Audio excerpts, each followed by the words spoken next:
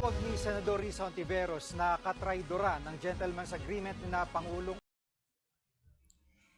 You know, this is always playing game. China, Philippines, America. Start to the World War III Philippines and China Sea because kailangan nating mamatay dito. Mamatay ang military, navy, force, government people for suffering about the blood. You walk for the Bible para ma-register na at maisulat tayo dyan na ito ay pag-aari natin o hindi natin pag-aari kasi kung magsasalat to scandal the world about this effect toward our countries international Asia. So much fucking hell, you bitch. You know, pag hindi nyo ginawa yan, hindi ko naman ako titigil hanggat hindi ko natutuloy hanggat nabubuhay ako dito sa mundo. I'm strong.